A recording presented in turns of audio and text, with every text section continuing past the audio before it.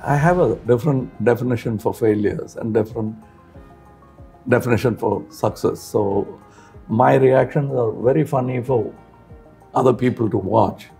For me, a very successful film is not satisfying because it's not a film buff's film. I saw one of your interviews where you were saying that Malayalam cinemas have changed your attitude. It has changed his attitude. Yeah.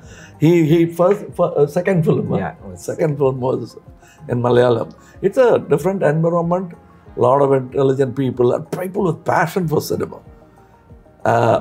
And there are many commercial films also that they make, but the main percentage, at least aspirations, are to make better cinema. That's why I like the crowd, and more young people come in with confidence. There's nothing that you haven't done in all these years. Last year we saw you as Supreme Yeskin that left everybody flabbergasted. I mean, there's one film that I'm patiently waiting for, I'm eagerly waiting for. The second part is 𝐂𝐿𝐾𝐽.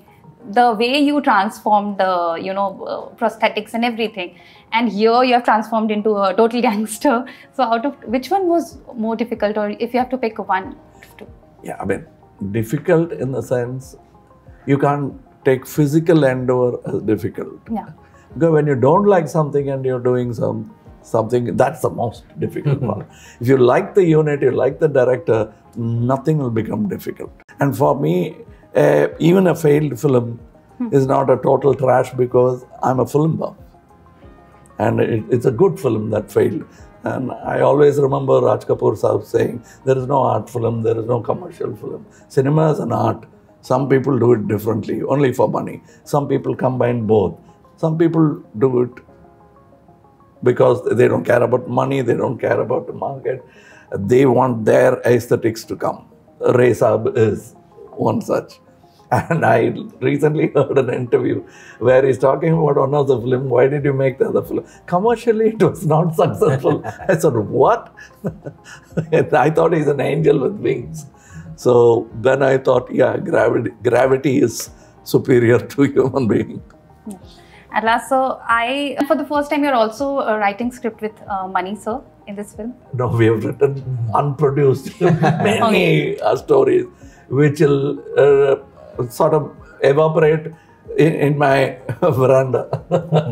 And then we'll work on it. We must have discussed at least 100 stories over the time. Okay. There are some like high octane action sequences in the film, so did you, what's special training? Or I can tell you one good thing about it. The rest of the things the audience will have to tell us. Yeah.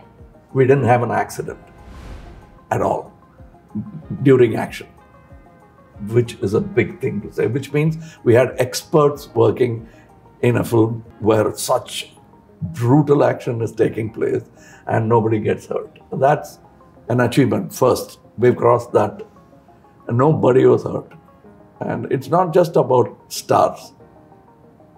We've seen many stuntmen die in films. So in this film, the first victory for me is that nobody was hurt badly in the set. Of course, you'll get bruised. That's part of the job. That's the part. But they won't even let you know that they're bruised. I won't.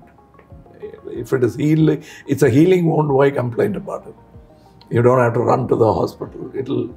It's that kind. But what I can say through my experience, very few people can do such stuff without hurting any person, human being at all.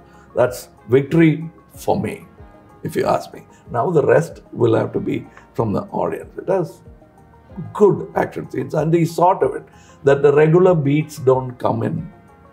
Yes, the hero should look good, come out the winner, but he shouldn't suddenly fly, defy gravity. It should be skill, and that's what he kept insisting. Whenever it went off, he'll say, not beyond that, don't go there. It's let the characters do it. And if the character is fighting with certain skills, he explained where we got it.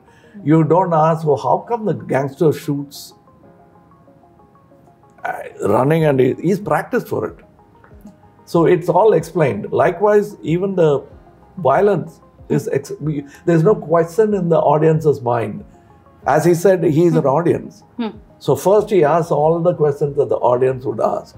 So it's good to have a non-spoiler audience right in the middle as a director. He doesn't get too caught up with the direction thing. He goes back to the audience thing. That is why I think the more assistance he has, the more peace he has. And he can look at things and see, trim, cut, and do all that. Before we were running around to get the same thing. Now we can calmly look at it, thanks to the audience support and the residual money that comes out of it because of that appreciation.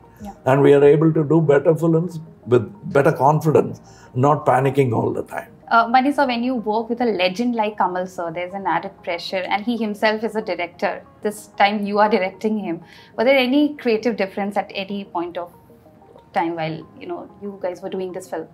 When I did my film with Kamal sir right in the beginning, Nayakan, he was a big star at that time. He was already a legend at that time. He had done classics at that time. So, and I was practically a beginner. And I still didn't feel the pressure.